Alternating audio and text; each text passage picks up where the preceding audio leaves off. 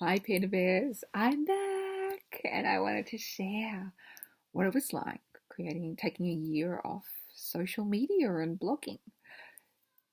It was a massively different experience for me because I have been blogging since 2004.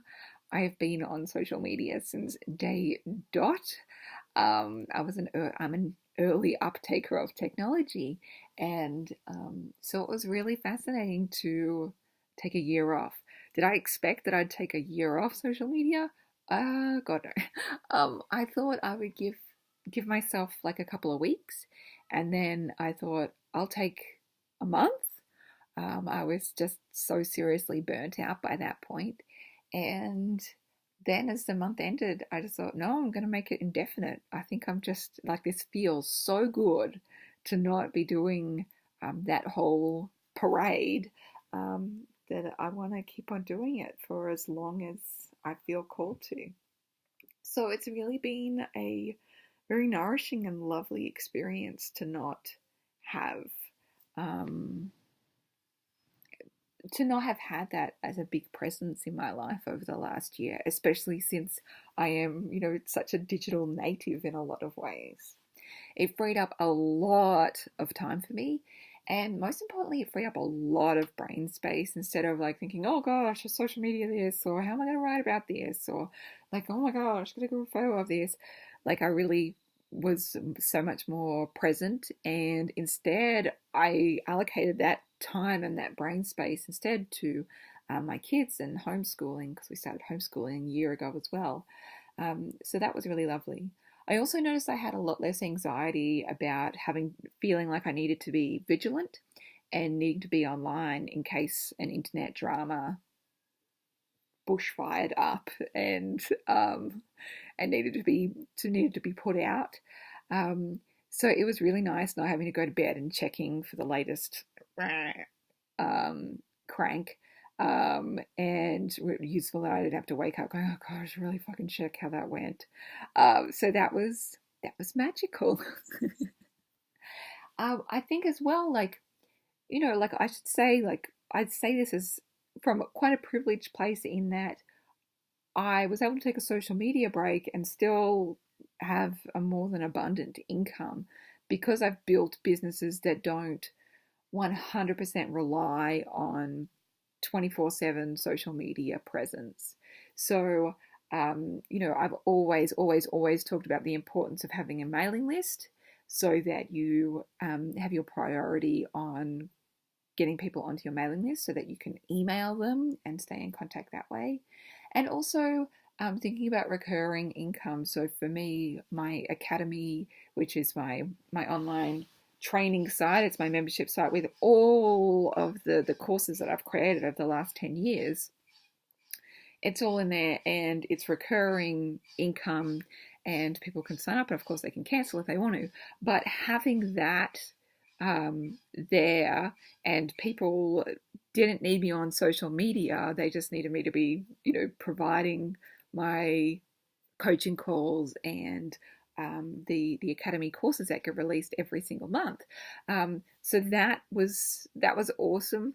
The I also created a doTERRA business where I teach about essential oils and help other people create doTERRA essential oil businesses.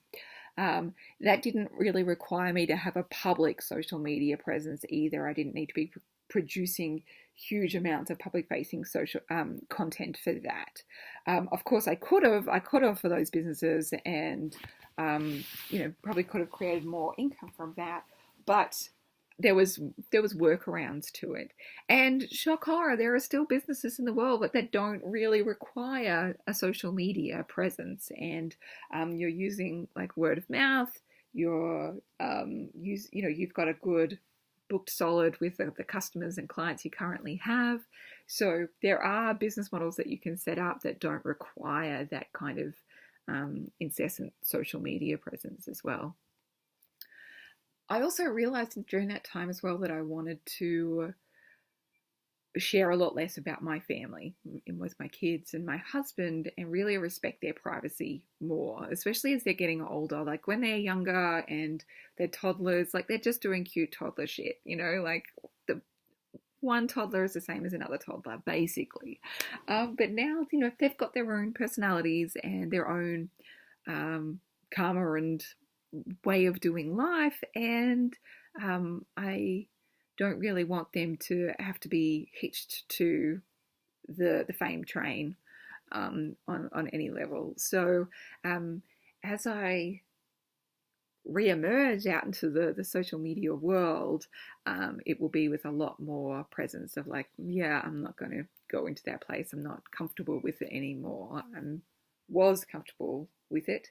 And if you want to share like that, I give less than zero fucks. Like, I don't have any fucks to give about the choices other people make in their lives. Totally cool. Like, I don't have time to give a shit. And whatever feels right and good for you and your family, sweet. But that was just like a realization that I had. And I also realized that I really enjoyed creating a business behind the scenes as well, and learning a whole new business structure with doTERRA. I enjoyed like learning how to be more behind the scenes instead of like, oh my God, up in your face. So that was really nice. So those were all the blessings of taking a year off social media. And I also realized that I missed it. I really, really missed blogging, especially. And I really missed writing and just being able to go, you know, I've got this idea, I'm just going to share it with the world. And in a lot of ways, that's a creative and healing process for me, first and foremost. It just has lovely repercussions that other people might enjoy it as well or learn something from it. And I miss that kind of feeling of connection with my people, my tribe, you all. So it felt like the right time to go, you know what, I want to step back up again into public light, the public light of the public who know who I am. I'm so not a Kardashian, obviously. But I want to do it on totally my own terms and re-looking at everything kind of with that critical eye of, does that serve me? Does that serve my family? Does that serve my businesses?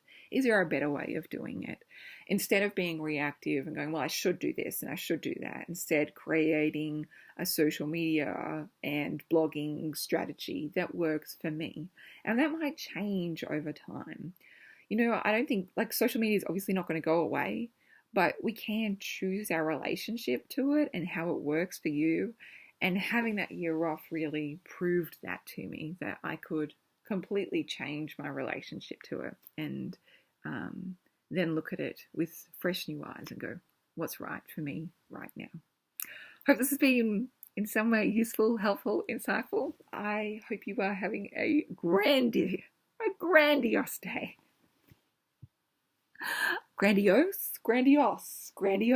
This is the thing about being a bookworm. You look at all these big words and you go, I know how to spell that, but do I know how to say it? I'm not sure. Hope your day is motherfucking brilliant. And I had to say that one. All right, bye.